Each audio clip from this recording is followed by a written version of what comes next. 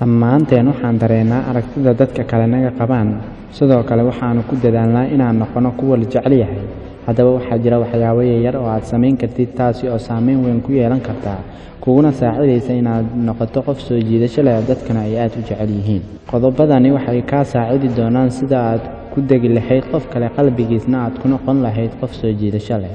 Haddaad muuqaalka ka hesho, like saar, mahadsanid.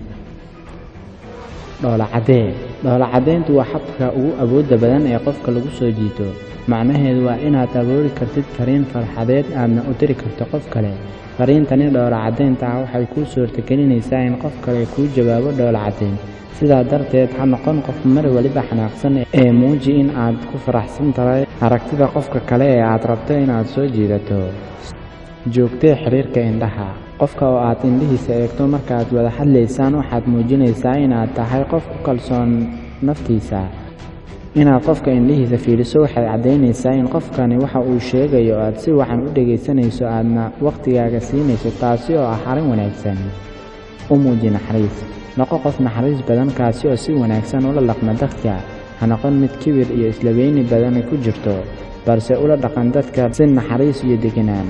Dabeecadani waxay kaa dhigaysaa mid dadka soo jiita. Noqo qof kalsooni leh. Ha isku dayin inaad iska dhigto qof aadan ahayn. Waddada kaliya aad guusha ku gaari karto waa inaad aamintaa nafsadaada. Ha iska dhigin qof aadan ahayn adigoo muhiimadu tahay inaad cajabiso gabar ama asxaabtaada. Ahaw nafsadaada. Taasi waxay muujinaysaa inaad tahay qof isku kalsoon, hadda aanan danaynaynin dadka kale fikirkooda. Noqo qof hadaf leh. Markaad tahay qof hadaf iyo himilooyin sare leh, waxaad u muuqanaysaa qof karti walba doonaya inuu noloshiisa iyo mustaqbalkiisa wax ka beddelo. Taasi waxay soo jiidaysaa qofka kale aad rabto inuu ku jeclaado, ileen qof doonaya ma jirto qof caajislow ah, mustaqbalkiisuna aanan ka fikirayn.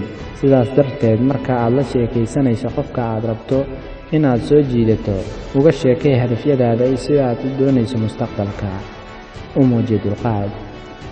Si aad qofka aad maanta doonayso inuu ku soo biiro noloshaada, misna uu ku jeclaado sida aad adigu u jeceshahay, waxaa lagaaga baahan yahay inaad yeelato dulqaad iyo samir buuxa. Jacaylka waxaa lagaaga baahan yahay inaad adiga ka keensato. Waxaa jiro ficilooyin yaryar balse xagga qofka kale wax weyn ka ah, sida inaad habeenkii inta aadan seexan wacdo adigoo ka waraysanaya qofkaas maalintiisa iyo waxyaabaha uu la kulmay. In aad u hadiyeyso hadiyadu si kasta u yar tahay, qofka kale xaggiisa qiimo weyn ayay ka leedahay. In aad hadallo macaan oo naxariis leh ku tiraahdo. Haddaanu nahay bini'aadam, aad ayaan u jecelnahay qofka na ammaana mise hadal macaan na yidhaahdaa.